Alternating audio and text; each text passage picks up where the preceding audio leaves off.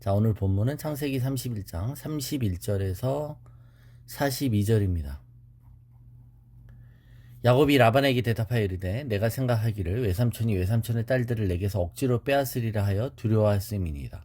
외삼촌의 신을 누구에게서 찾든지 그는 살지 못할 것이요 우리 형제들 앞에서 무엇이든지 외삼촌의 것이 발견되거든 외삼촌에게로 가져가소서 하니 야곱은 라헬이 그것을 도둑질한 줄을 알지 못함이었더라. 라반이 야곱의 장막에 들어가고 레아의 장막에 들어갔고 두 요정의 장막에 들어갔으나 찾지 못하고 레아의 장막에서 나와 라헬의 장막에 들어가매 라헬이 그 드라빔을 가져 낙타 안장 아래에 넣고 그 위에 앉은지라. 라반이 그 장막에서 찾다가 찾아내지 못하매 라헬이 그의 아버지에게 이르되 마침 생리가 있어 일어나서 영접할 수 없사오니 내 주는 노하지 마소서 하니라. 라반이 그 드라빔을 두루 찾다가 찾아내지 못한지라. 야곱이 노하여 라반을 책망할세. 야곱이 라반에게 대답하여 이르되 내 허물이 무엇이니까 무슨 죄가 있기에 외삼촌께서 내 뒤를 급히 추격하나이까. 외삼촌께서 내 물건을 다 뒤져보셨으니 외삼촌의 집안 물건 중에서 무엇을 찾아내었나이까. 여기 내 형제와 외삼촌의 형제 앞에 그것을 두고 우리 둘 사이에 판단하게 하소서. 내가 이 20년을 외삼촌과 함께 하였거니와 외삼촌의 암양들이나 암염소들이 낙태하지 아니하였고 또 외삼촌의 양떼의 순양을 내가 먹지 아니하였으며 물려 찢긴 것은 내가 외삼촌에게로 가져가지 아니하고 낮에 도둑을 맞았든지 밤에 도둑을 맞았든지 외삼촌이 그것을 내 손에서 찾았으므로 내가 스스로 그것을 보충하였으며 내가 이와 같이 낮에는 더위와 밤에는 추위를 무릅쓰고 눈붙일 겨를도 없이 지냈나이다.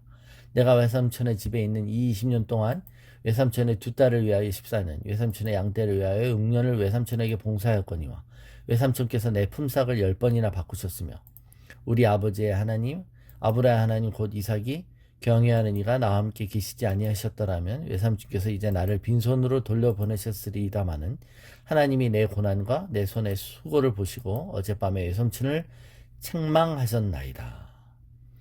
자, 야곱이 야반도주했다는 소리를 듣고 열을 낄 아주 추격전을 벌여서 라반이 따라잡습니다. 그러나 따라잡는 하루 전날 하나님께서 그의 꿈에 나타나셔서 선악간에 따지지 말라고 경고하시죠.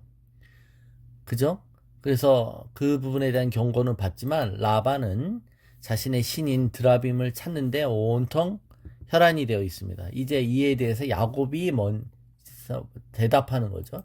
야곱이 이렇게 찾아온 그 라반에 대해서 야곱도 할 말이 많아요. 그죠? 자, 그러면서 왜 야반도에 했는가에 대한 얘기를 이렇게 얘기합니다. 당신이 딸들을 내게서 억지로 빼앗을 것을 두려웠기 때문이다. 내가 고분고분히 아버지 집으로 돌아간댔으면 당신 딸들을 나에게 주지 않았을 거다라는 겁니다. 그죠? 그리고 드라빔을 왜 가져갔어? 라고 했을 때 나 안 가지고 갔다라는 겁니다. 그러면서 호언장담하죠. 누구든지 만일 그 드라빔을 가져간 사람이 있다면 그는 살지 못할 거라고 얘기합니다.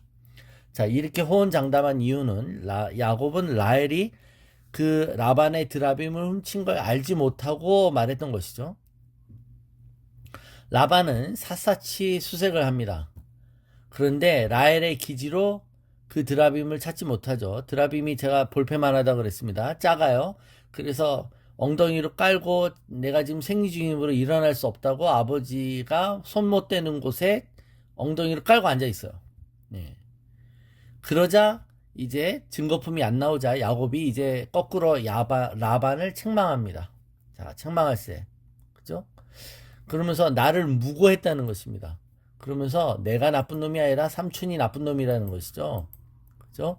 나보고 너 어떻게 이럴 수 있냐 그러셨는데 실제로 범죄자는 내가 아니라 삼촌인 라반 당신입니다 라고 말하는 겁니다. 그러면서 여태까지 한이 맺힌 얘기들을 하죠. 목자가 다른 사람의 가축을 돌보다가 야생 짐승에 의해서 죽임을 당하면 배상 책임이 없었어요. 또 도둑 맞은 것도 책임 안 져도 돼요. 그런데 야곱은 라반의 양들을 보다가 혹시 그런 손실이 생기면 다 자기가 채워 넣었다는 얘기를 하는 겁니다. 그죠? 그거 다. 그러니까 삼촌 라반한테 손에 끼치지 않았다 이거예요. 그리고 자기가 정말 잠도 못 자고 열심히 일했다는 얘기하는 겁니다. 그런데 삼촌은 어땠냐는 거죠. 자기가 14년 플러스 6년 총 20년을 섬기는 동안 얼마나 자기에게 야비하게 굴고 자신에게 피해를 입혔는가를 얘기하는 겁니다. 자, 품삯을 10번이나 바꿨다는 겁니다. 그러니까 그러니까 임금 조건을 처음에 계약한 대로 하지 않고 자꾸 바꿨다는 거죠. 그러니까 처음에 얼룩지고 점 있는 것들만 야곱의 것이 된다고 했는데 보니까 그게 많이 또 태어나는 거예요. 그럼 또 바꾸는 겁니다. 자기한테 유리한 식으로 그때그때마다 조건을 처음에 지키지 않고 자꾸 바꿔요. 트럼프처럼. 자신과 가축을, 그래서 내가 간다고 했을 때 당신이 보내줬을 거냐? 이거 못 믿는다는 거죠. 보내준다고 말은 하지만 실제로 어떻게 당신을 믿느냐 이거 아닙니까? 그런데 예, 하나님이 내 편이라는 겁니다. 하나님이 내 편이다. 그러니까 지금 야곱은 겉보십시오. 하나님이 내 편이셔서 삼촌의 꿈에 나타나서 삼촌을 책망했다고 얘기하는 겁니다. 자, 야곱은 어쩌면 이런 기회가 있어서 후련했을 수도 있어요. 삼촌에게 그동안 쌓였던 것을 다 한풀이 하듯이 풀어냅니다. 자, 그러면 자 보십시오. 자, 이 일을 통해 야곱과 라반의 설전이 벌어지고 시시비비를 가리우는 서로의 공방이 있을 때 결국은 라반이 패하고 야곱이 이긴 걸까요? 그렇지 않죠, 여러분. 이 둘의 삶을 알고 있는 우리 독자로서의 저와 여러분, 또 이 글을 읽고 있는 우리들은 뭔가 좀 찝찝함이 있습니다. 우리가 하나님이 야곱의 편이라 그래서 야곱의 손을 속 시원하게 들어줄 수 없는 이유가 있죠. 우리는 알고 있잖아요. 야곱이 솔직히 라반보다 인간성이 더 좋은 사람이냐 이렇게 말할 수 없다는 거예요. 야곱도 남을 속이고 자기 것을 챙기는 데 있어서는 라반보다 더하면 더했지 더 안 그런 사람 아니라는 거 알고 있습니다. 그죠? 네. 어떻게 보면 야곱은 자신의 모습을 객관적으로 볼 수 있게 하기 위해서 자기의 모습을 똑같이 닮은 사람을 만나게 하시는 것이죠. 그래서 자신의 참모습을 거울처럼 보게 하시는 하나님의 은혜에 이른 것입니다. 자, 그래서 지금 야곱이 의롭다고 증거 불충분으로 판명이 났어요. 근데 이 의로움은 온전한 의로움이 아니라 그야말로 증거 불충분이죠. 그죠? 물증이 안 들통났을 뿐인 거예요. 또 야곱이 몰랐죠. 야곱은 심정적으로 자신감이 있었어요. 예. 오히려 라헬이 자기가 훔쳤다는 소리를 야곱에게 안 했기 때문에 야곱이 당당했던 것이죠. 어쩌면 이게 야곱이 찔리지 않고 이 눈치로 봤을 때 라반이 봤을 때도 너무 당당한 걸 보일 수 있는 이유였을 수도 있습니다. 그죠? 탈로가 안 났으니까 망정이지 탈로 났으면 큰일 날 뻔했다는 겁니다. 자, 야곱은 자신의 결백을 확신하고 누구든지 라반의 그 드라빔을 훔친 자는 죽게 될 것이라고 호언장담하면서 저주합니다. 이게 저주죠. 스스로 한 맹세이면서 자기 암시이고 자기 선포인 것입니다. 근데 이 저주의 파워가 어떻게 돌아온다고요? 이 저주의 영향력이 나중에 라헬이 베냐민을 낳다가 죽게 됩니다. 그래서 여러분 우리가 함부로 맹세하거나 함부로 저주하면 안 되는 것이죠. 그 말에는 반드시 힘이 있게 돼 있어. 자, 그럼 라반과 야곱 중에 누가 옳은가의 문제가 아닌 거죠. 하나님이 그래서 시시비비를 가리지 말라고 한 거예요. 선악간에 말하지 말아야 되는 이유가 여기 있습니다. 왜죠? 이 말은 둘 다 틀려. 지금 양비론을 얘기하거나 뭐 둘 다 어쩔 수 없지. 둘 다 오라 라는 양시론을 얘기하려고 하는 것이 아닙니다. 우리는 분명히 선악을 분별할 줄 알아야만 합니다. 그런데 그 전에 먼저 우리가 깨달아야 되는 것이 있다는 거예요. 우리가 남을 보고 분노하고 정죄하는 그 모습이 바로 우리 안에 있다는 것이죠. 우리가 투사라는 거죠. 프로젝션. 이 투사라는 방어 기제는 내 안에 있는 그 연약함이나 어리석음을 다른 사람에게 더 잘 볼 수 있다는 거예요. 그러니까 여러분 요새 얼마나 많은 사람들이 자꾸 하나님을 운운합니까? 하나님을 운운해요. 하나님을 운운하면서 하나님이 자신들을 꼭 지지하는 것처럼 막 하나님 할 때는 우리가 솔직히 같은 크리스찬으로서 참 얼굴이 붉어지고 화가 나기까지 됩니다. 근데 그런 사람들을 볼 때 요새 기독교인이라는 것이 사회에서 참 지탄을 받고 부끄럽고 좀 상식적이지 않고, 그죠?